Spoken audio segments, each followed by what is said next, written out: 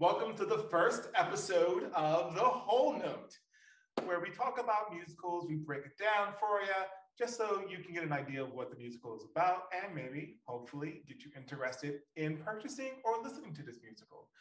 I am the host, Kenneth L. Jr., and I'm here with a wonderful guest who I have known literally for 20 years, which is pretty much more than half her life. Jennifer Lee. Jennifer, go ahead and tell the audience a little bit about yourself. Sure. Like Kenny said, I'm Jennifer Lee. I've known him for 20 years. We met when I was young and impressionable at the age of 15, and he corrupted me. Our friendship is based on musicals and listening to musicals and talking about musicals. So I'm so excited to be here. I'm really, really honored to be the first guest. And this particular musical, we have a lot of inside jokes with.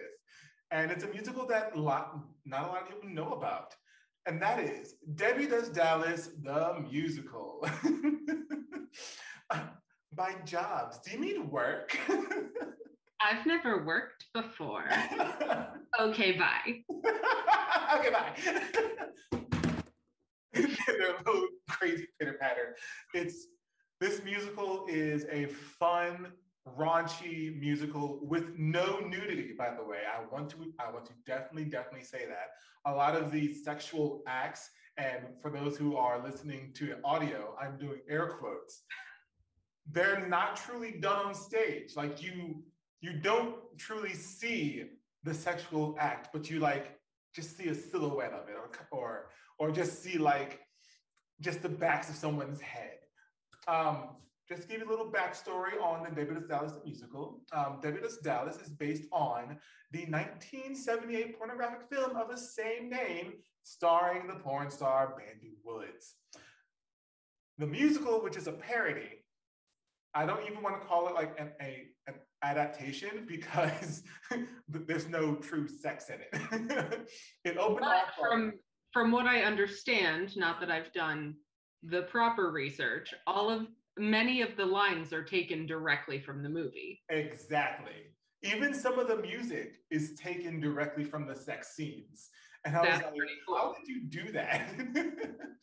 The musical opened off-Broadway at the Jane Street Theater in New York City in 2002, and it starred the amazing and talented Sherie Rene Scott. Oh, Sherie Rene Scott. I love her. I love her.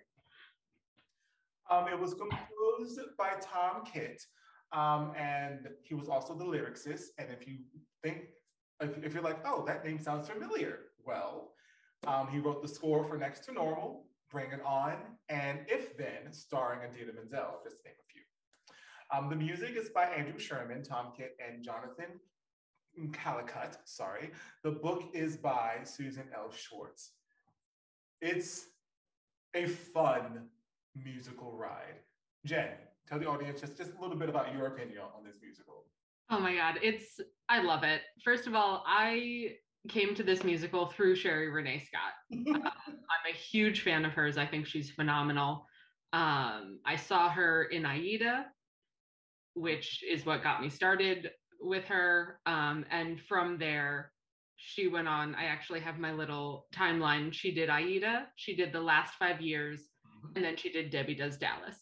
So I found the musical because I was looking her up, and I listened to it and I was like, oh my God, this is ridiculous. I sent it to Kenny. I was like, we need to know all of these words. But like Kenny said, it's just fun and it's so raunchy. I have to say, I listened to it recently. There's a lot that I used to skip over, I think because I felt too young to listen to it. It's real raunchy. It's yeah. But it's exactly what you think a stage version of a porn film would be, and it's delightful. Over the top and very campy. Yes. Now let's go ahead and break this show down song by song, which, funny thing, there's not many songs. The actual cast recording, it's literally the entire show with lines and song. There's probably like 10 songs out of the 69 tracks that are on this cast recording. Now, mind you, we'll get into this a little bit later, but track 69 is my favorite track of all. Let's start off with the first one, which is a welcome and a parental advisory, which when you hear it, you're like, what? Why is a parental advisory? What is going on?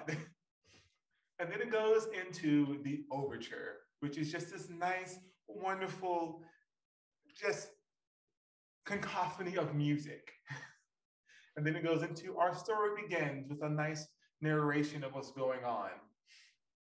And it introduces pretty much Debbie and all of her friends in this wonderful, almost cheerleader-esque number. And then it gets into Bring It, Listen, which is the Bring It On kind of number for it. And then it goes into a letter from heaven where Debbie just randomly finds this wonderful letter for her to become a Dallas Cowboy cheerleader. And she's like, oh my goodness, I'm gonna steal it. And then the song that probably got me hooked to this musical, Debbie Benton. I mean, the lyrical genius of if you open up a letter and it says, Dear Debbie Benton, but I guess you wouldn't do that because your name's not Debbie Benton. It's brilliant. Oh, but you gotta continue because the rest of it is even funnier. But if your name is Debbie Benton, then you can be this Debbie Benton in this letter. I'm like, okay. So immediately we are introduced to just the style of what this musical is going to be. It is not made to be thought-provoking. It is not made to make you go, It is made to literally have you, okay, I'm gonna sit back and I'm gonna enjoy this camp of a musical. What do you think of this song, Jen? Super catchy, 10 out of 10, amazing lyrics. And then we get into At the Practice Field, where we are introduced to Debbie and her boyfriend, Rick. Oh. Rick is the pinnacle jock. His voice, his mannerisms, you can get his mannerisms through the songs and through the actual show itself, but like he is literally the everyday jock guy. And it's a scene with nothing but talking, and Debbie's like, Rick, I got a letter, and it's maybe a Dallas Cowboy cheerleader. Can you support me? And Rick's like, oh, so that means you're going to be busy, and I won't be able to see you as much. And I'm like, douche. Boo. Exactly. What are your opinions on Rick, Jen? I mean, he is the quarterback of the team, and he is everything that you think of when you think of the quarterback of your high school football team. Exactly. And then we get into Lisa and Berta on the street, which is hilarious because we instantly are introduced to Lisa and Berta.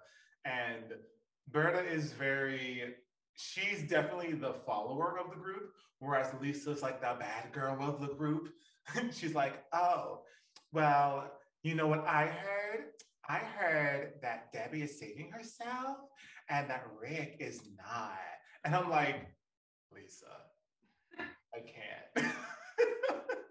But my favorite, and I'm pretty sure this line is from this scene, is when Lisa says that she wants to tell Rick she's not saving herself. And Berta goes, don't you think he remembers that from like 9th grade? Exactly. That's from this scene. Amazing. And then she's like, well, I'm older now, so I know more things. And I'm like, wow. Wow. And then we are introduced to the jock rock, which is an introduction to the rest of the guys in this cast. Now, the guys in the cast actually double as the rest of the men in the show, whereas the women do not, which I find that very, very interesting. Like, I want to say the guy who plays Johnny, which is more of the muscular, bigger guy, I want to say he plays Mr. Greenfeld. And another one of the guys play Mr. Hardwick. And then the other two play the two tennis store clerks. And I'm like, oh, here we go. This is what this is going to be about. And then we go into Rick and Debbie. And my favorite line comes from this show. I mean, comes from this line, from this particular track. And it's Rick like, Debbie, you won't even let me put the tip in. And you hear a car crash. And I do have to say, the sound effects on this soundtrack are amazing. And also, because Kenny's been, telling you the names of the tracks, which are usually so-and-so on the street, or these two at the practice field. Those are also in these scenes. Mm-hmm. Actors are saying, wow, it's so cool to meet you here on the street. And it's just so great. So great. Yeah, that's this musical. And then we get into the football practice where all of the other guys are talking to Rick because they're all dating the other cheerleaders, and all the cheerleaders are helping Debbie raise money so that way they can all go to Dallas. Oh, we missed the track with our favorite line, and that's from At the Practice Field. It's Debbie saying, hey, can you guys all help me by getting jobs? By jobs? Do you mean work? I've never worked before. Literally, Kenny and I have said that to each other a million times. So many times. Like, I want to say we incorporated it in almost every kind of show we did together, just in terms of lines. Absolutely. We've incorporated it in just everyday conversation, and people will look at us and go, what the hell? Like, honestly, just the vocality of this musical, it just reminds me of like the early 90s, like Clueless sort of movies where everything is like, oh my God, and it's like here, and all the guys are like really just macho and just and call me a Fitch, and I'm like, It's true. It's so true. So we get into the next song, which is The Girls Gets Jobs, which all the girls going to different places and they're applying for jobs. And it's very, very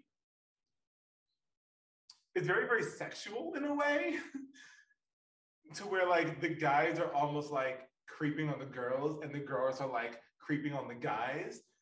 And I want to say one of the lines is like, there's no reason why you can't give me the job because I'm a girl. And the guys repeat, yeah, there's no reason why we can't give it to a girl. And I'm like, oh my God. And then it ends with, super, okay, bye. Because y'all randomly get these stupid jobs that are paying minimal. And yeah. Yeah, they're not getting to Dallas on these salaries. And then I wonder what they're gonna do. Oh my God, Jen. Oh my goodness. Oh my goodness. And then it gets into like I want to say the ballad song of the show, A Small Town Girl, where it's just Debbie talking about how she's literally a small town girl and she has really big dreams. Jen, what are your thoughts on this song? It's a great I Want song. That is completely slept on because no one knows this musical. And I will say, being months away from 35, the line, I am 18 now, but 35 is coming fast, I used to think was hysterical. I don't anymore. Because 35 is very close. But I was belting this song out in the car yesterday. I love it. It's so great. It's like an alto belty song, and there's not enough of those out there. So this is definitely one I definitely recommend it. And it's a simple song. Like it doesn't go clean. crazy. It's 100% clean. You could plop it into any musical and it's not going to feel out of place. Exactly. And then we get into Mr. Greenfeld's Store Part 1. First and foremost, and this is later on in the show, Mr. Greenfeld is probably one of my favorite guy characters because how he's very innocent, but yet very, I don't want to say creepy, because creepy is not the right word for Mr. Greenfeld. He's very, oh, Jen, help me out. There's something actually that's very genuine about him. Yes. And like he just genuinely just wants to help Debbie, but you know, this is a porn, so things just have to happen. The dialogue between Debbie and Mr. Greenfeld, it's very porn dialogue. Because Debbie's like talking like this, Mr. Greenfeld, can I have a job here? And then I'm like, oh God, no. And Mr. Greenfield's like, oh, Debbie, yeah.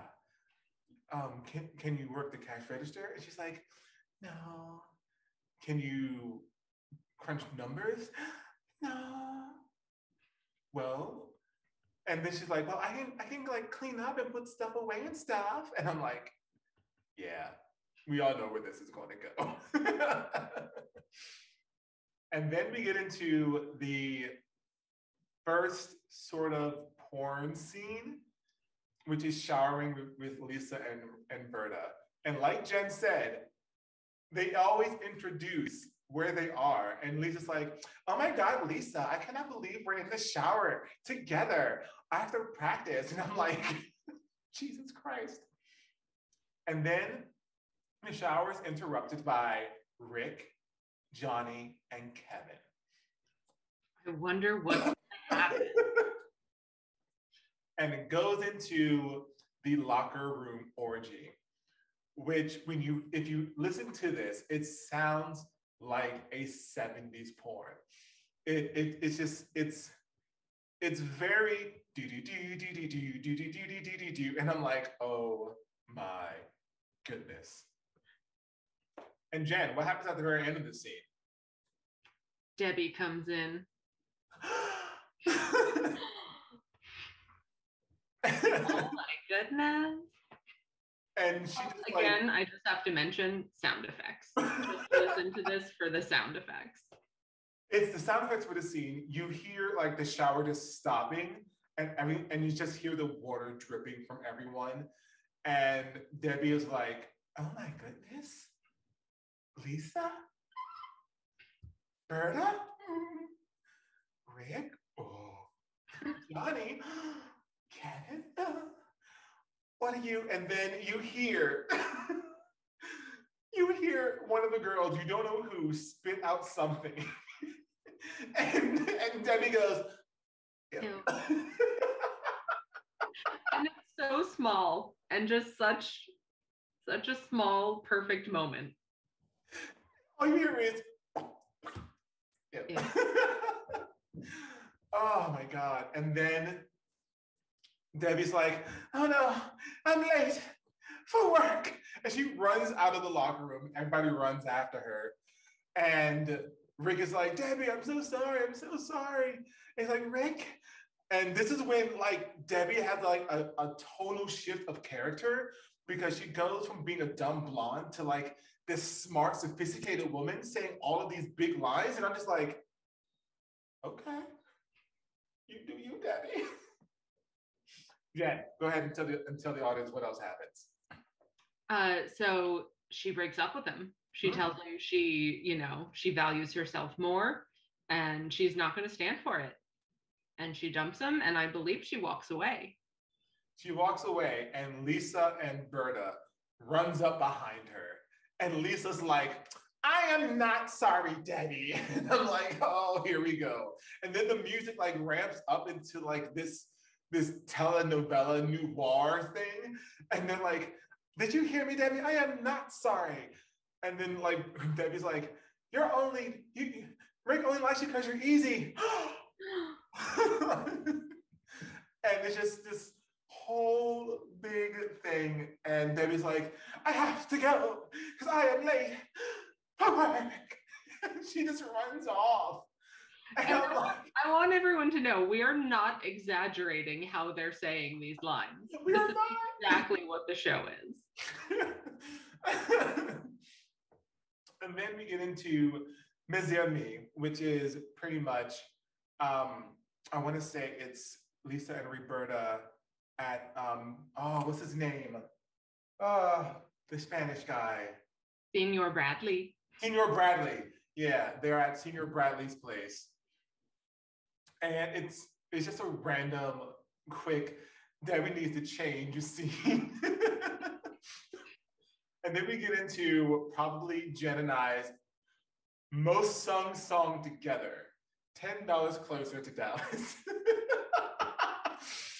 Oh God, Jen, you go ahead and tell them about this one. So in this one, Debbie has realized there are other ways that she can make money from Mr. Greenfeld, mainly topless ways to make money. He offers her $10 to look at her breasts, and then he offers her $10 to touch her breasts. And then when he wants to suck on them, she says no. And then she says, that'll cost you $20.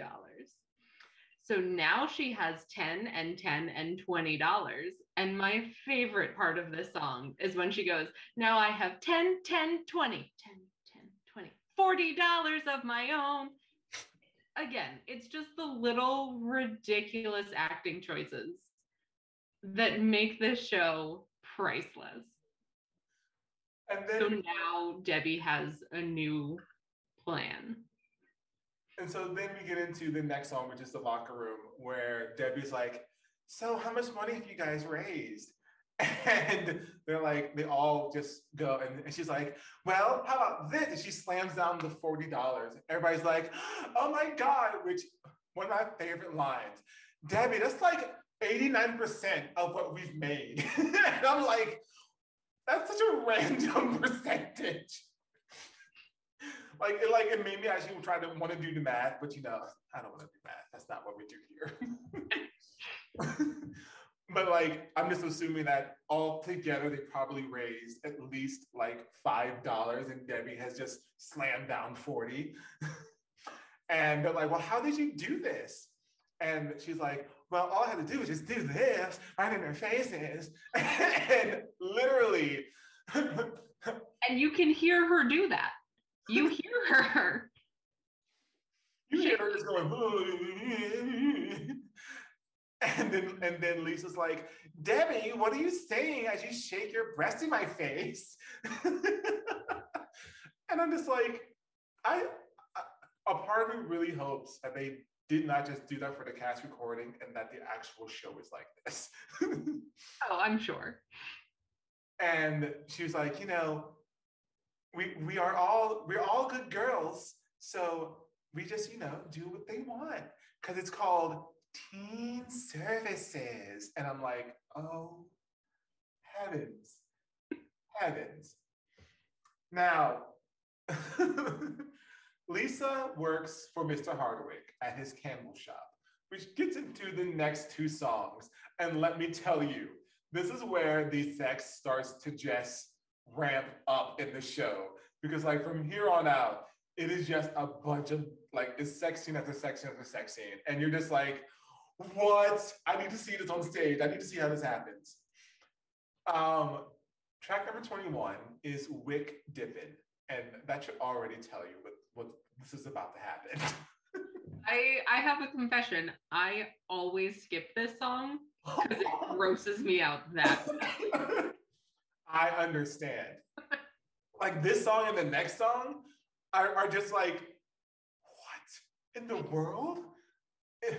So in wick dipping, Lisa is counting the candlesticks in Mr. Harper's candle shop. Now, I read a couple production notes, and I'm not sure if it's true or not, but the candles were shaped like dildos. And I was like, oh, heavens. Yeah, I read that in one of the reviews. It is confirmed. And Lisa's like, oh my God, I think I'm gonna masturbate with this candle. And I'm like, what? So she starts pleasuring herself with the candle. Now, once again, there's no nudity, you don't see anything, but you probably just see her face and something blocking everything. And Mr. Hardwick walks in and he's like, what are you doing? And I'm like, oh my God, please stop.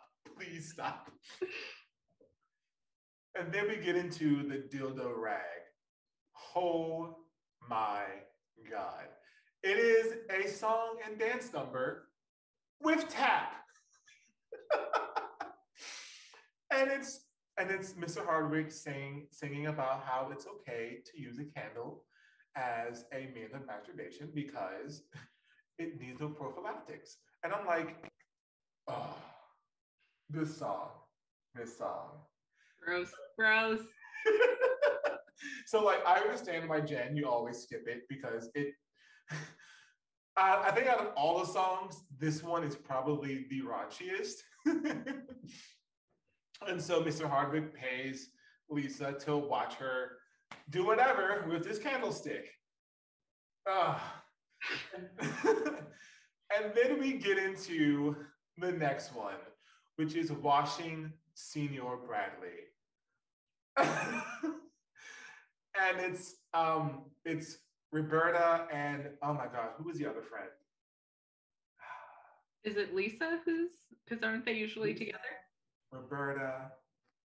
There's Tammy, but she's Tammy. It's no, I'm sorry. It's Tammy who was with Mr. Hardwick. I apologize. It's Lisa who's with Berta watching Senior Bradley. And they are literally, as the title says, they're giving Senior Bradley a bath. And he is enjoying himself greatly. Jen, your thoughts? I mean, we're at that point in the film where this is what's happening. I think what I love about this conversation right now is like the more we're talking about this, the more we're going, this musical, I see why not a lot of people know about it, because it is really a deep cut musical.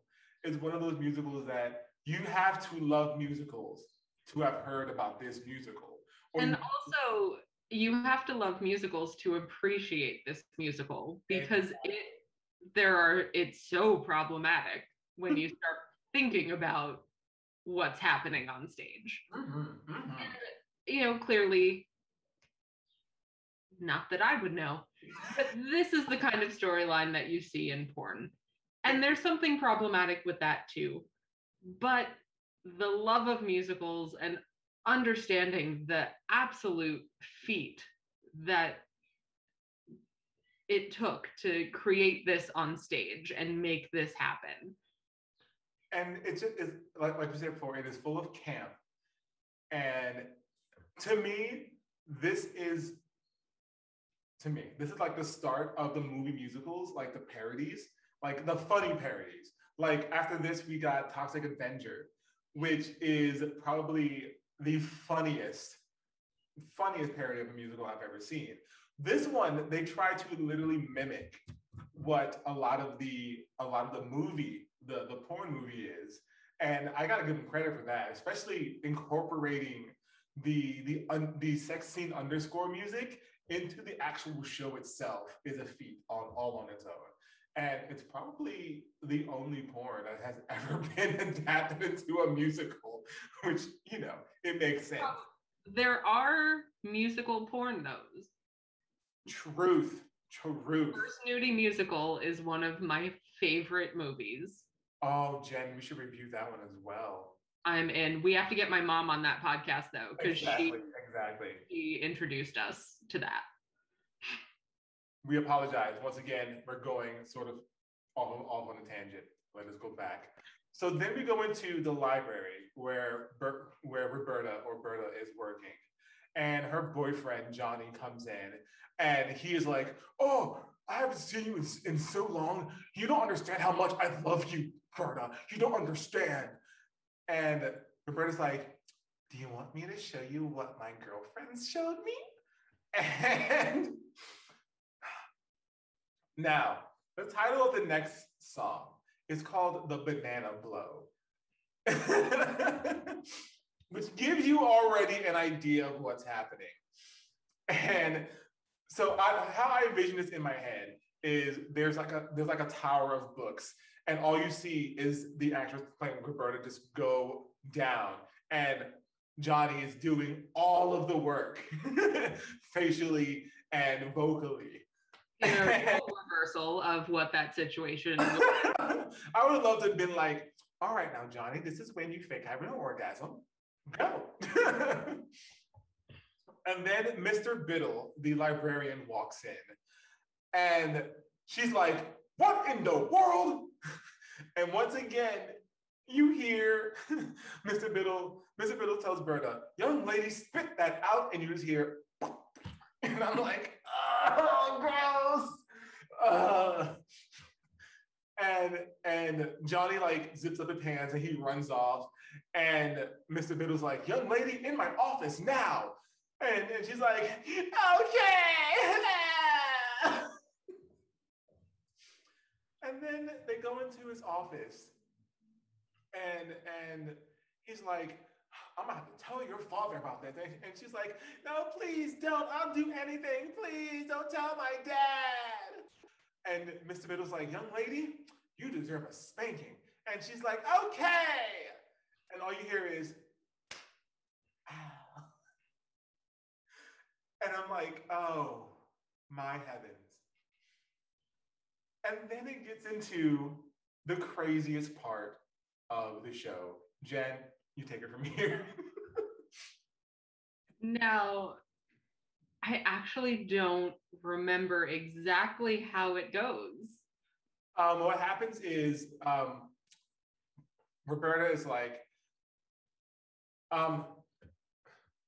Mr. Biddle is like, so I hear you girls have a service. And she's like, oh yeah, teen services. We're all good girls. Are you interested in teen services? And he's like, yes. And so he goes and he locks the door.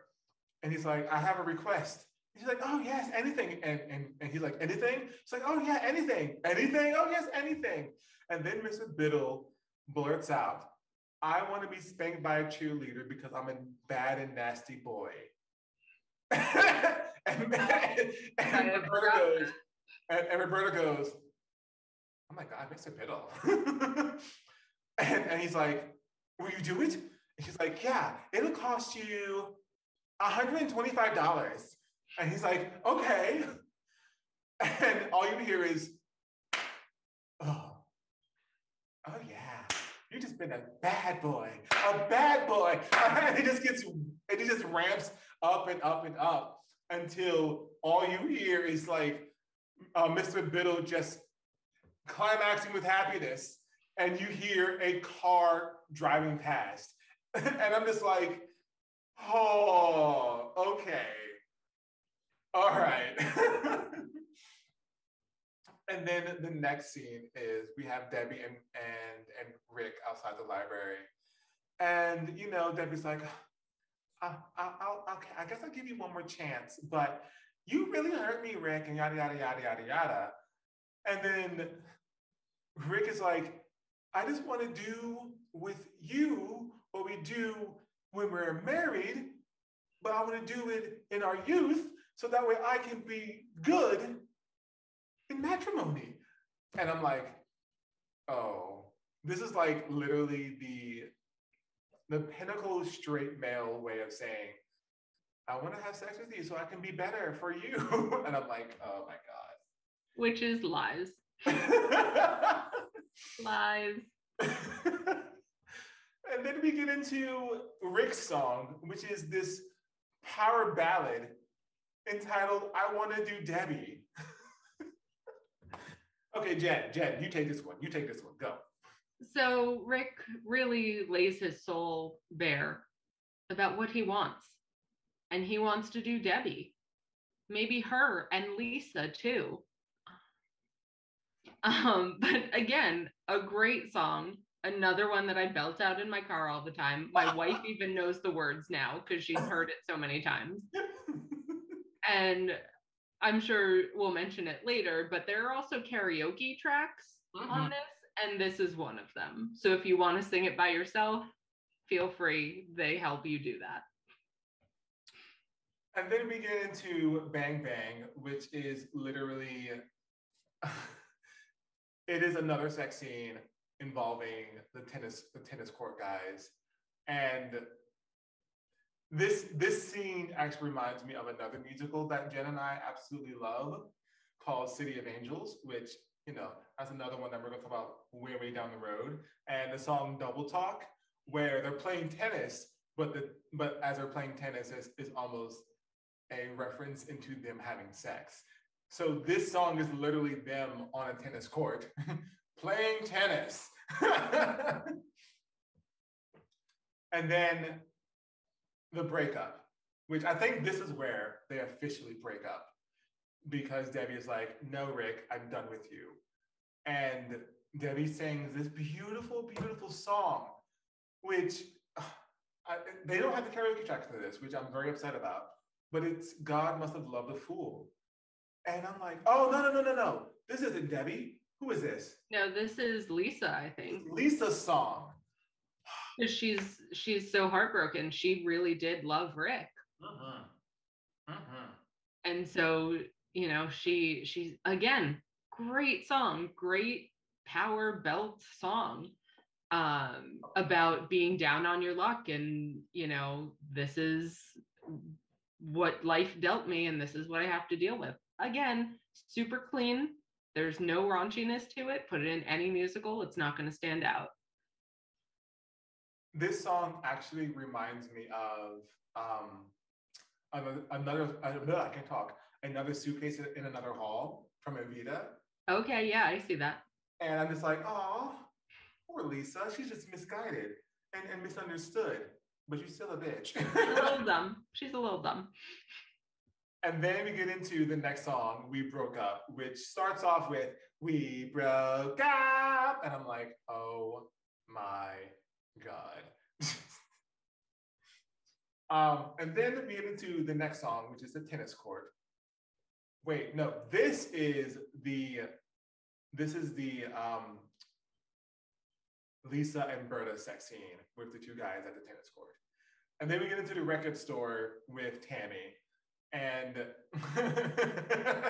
now the next three songs are sort of like a big old story arc, because Lisa, Berta, and Debbie all go into the store, and Lisa and Debbie starts fighting.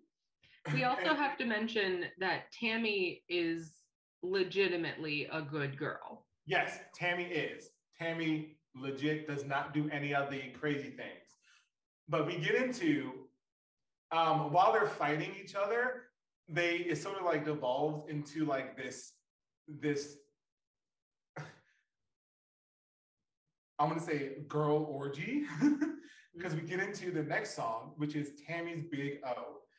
And it's literally just all the girls and Tammy just having this musical stylized orgy, and it ends with Tammy just releasing everywhere. Jen, your thoughts? I mean, the music behind it is so powerful, and like you said, it is stylized to the music. Again, how do you conceptualize this? How do you get this on its feet? I'm so impressed by such a silly little show. Now, the next number is Greenfeld Store at 7 p.m. Now, Mr. Greenfeld had given Debbie to get more money. He says, okay, I will give you everything that you need. I will fund your entire trip. Just let me have sex with you. And so Debbie goes back to the store, and immediately she sees that on the desk is a Dallas Cowgirl cheerleader uniform. And then it goes into, I want to say this is probably the best song in the show. Hands down, yeah. I'm coming. This song, it is literally a journey. Jen, go ahead, take it over. All right, so she comes in, she sees the uniform, she knows she has to put it on for this all to happen. And it's all of Debbie's inner thoughts before her first time having sex. What do I do? How am I supposed to act? Is he even gonna fit? Like, just the ridiculous things that teenagers think because they have no idea what's happening. During this song, Debbie goes behind a screen or into another room to change into the uniform. And there's a whole montage of previous lines from the show about having to work and everything she's gone through to get here. This one is super raunchy. I think this might be the only time the word cock is used in the show, is in this song. And then it ends with Debbie calling out for Mr. Greenfeld, and Mr. Greenfeld coming out and going, Debbie. Mr. Greenfeld? Debbie. And then like the last part of the song, it is literally like her thoughts of having sex. It's happening.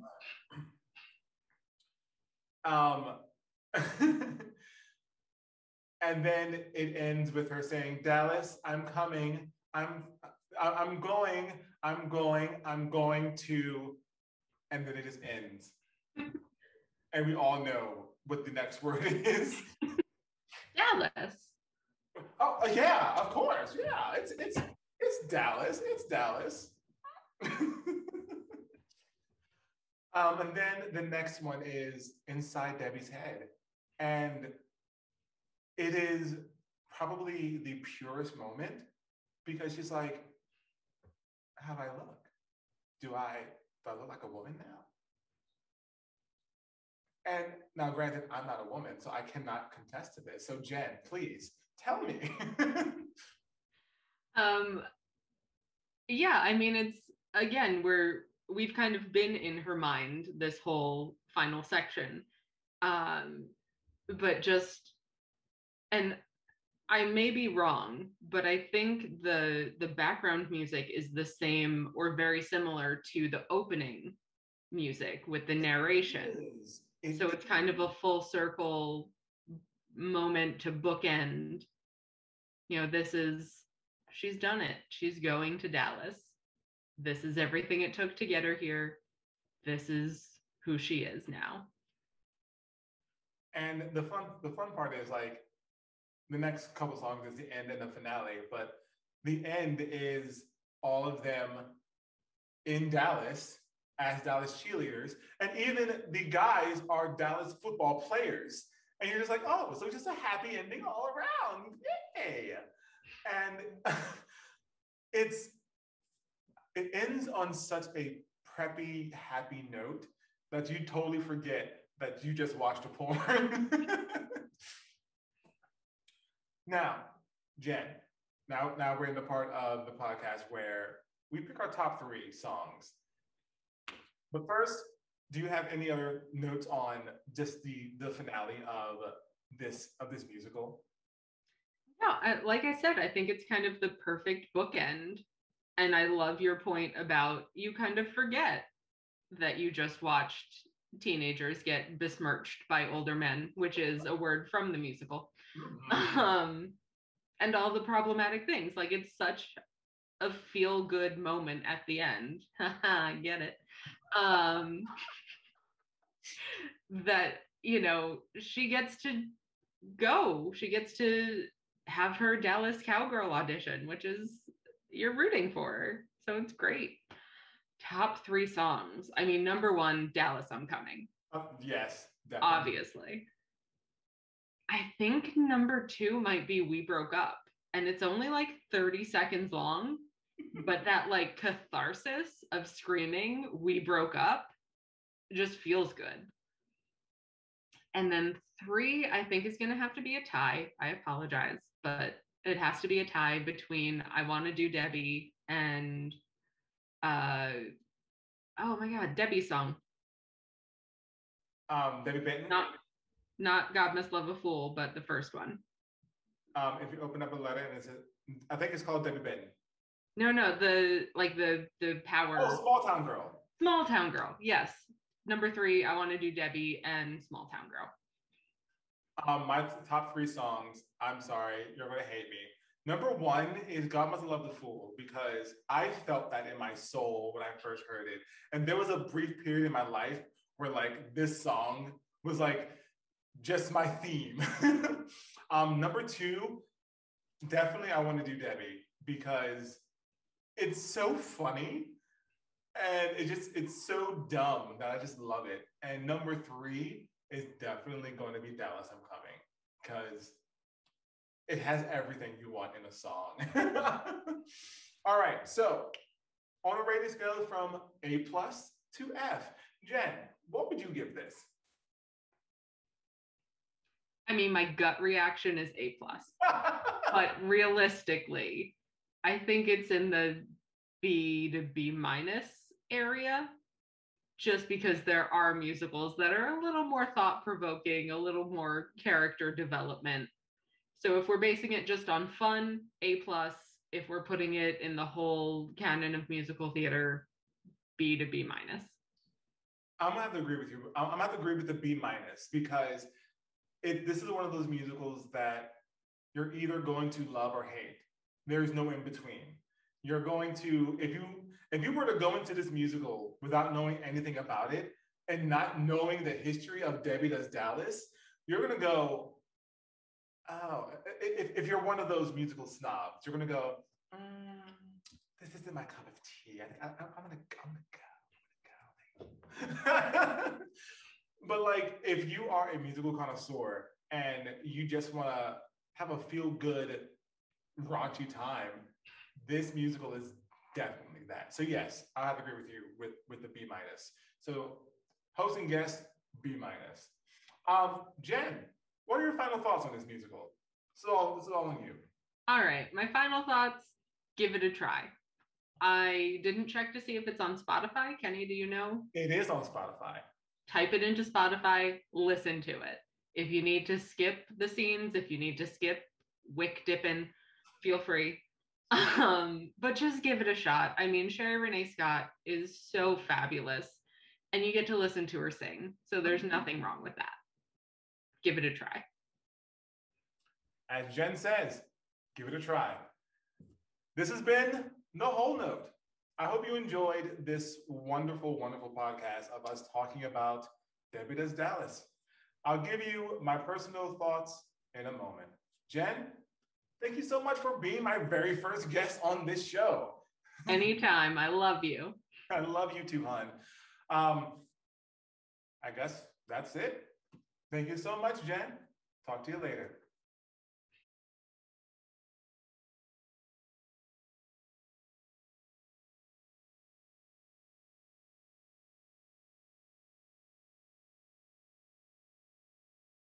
All right, my final thoughts. This is where I give my opinion on the musical that we had just discussed. Then, using a 5-star grading scale, I would break the musical down into 5 different categories: music, story, comedy, drama, and replayability. Finally, I will give it an overall letter grade with the help of a very special person. Now, before I get into that, when this podcast drops, it'll be May 4th, which is my guest's 2nd wedding anniversary. So I would like to wish Jennifer Lee and Casey Lee a wonderful, happy anniversary. Love you both. I hope you're listening to this with a glass of wine. Cheers. Now, Debbie Does Dallas. It is definitely not a musical for everyone. It is a bit raunchy, but as we said before, unlike the movie, this musical does not contain any actual sex or nudity. Everything is implied, everything is suggested. Now, breaking it down. Music, I'll give it 3 stars. Tom Kitt is an amazing composer and lyricist.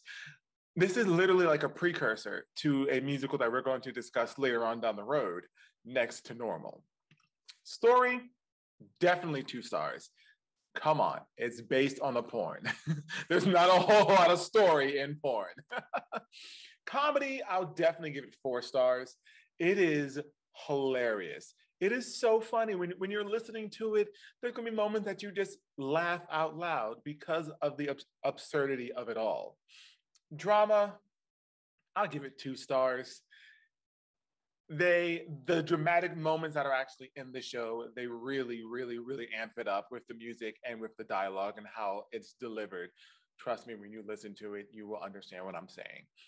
Replayability, I will definitely give this one 3 stars.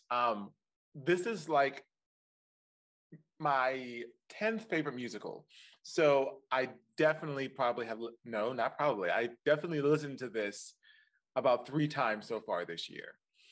Once you listen to it, it is one of those musicals where you're like, that was fun, I'll explore it again later on.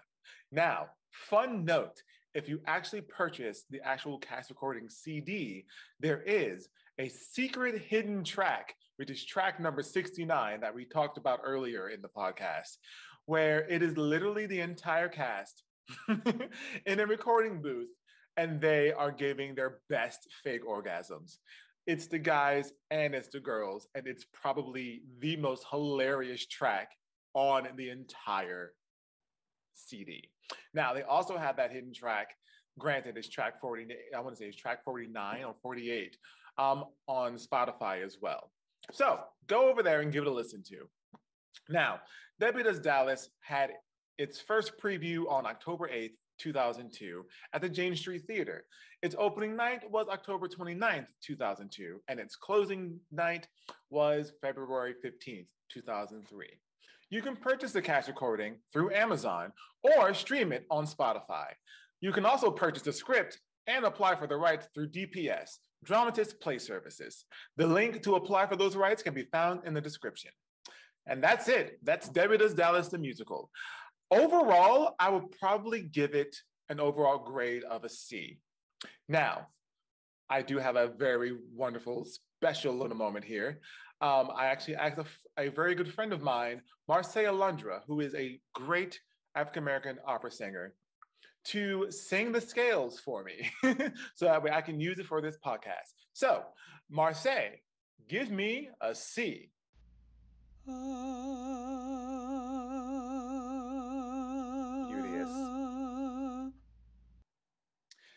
Now, next week, we will cover one of my favorite musicals, The Last 5 Years by Jason Robert Brown.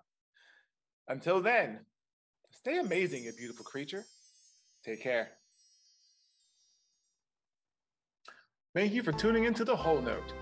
The Whole Note is recorded at Roxy Regional Theatre in Clarksville, Tennessee. Intro and outro, The Bumble by Joshua Pyron, and was inspired by The Flight of the Bumblebee. Grading scale notes sung by Marcia Alundra. This podcast is edited and produced by me, Kenneth L. Waters Jr. Tune in next week and discover a new musical. Don't forget to subscribe. Until next time, stay amazing, you beautiful creature.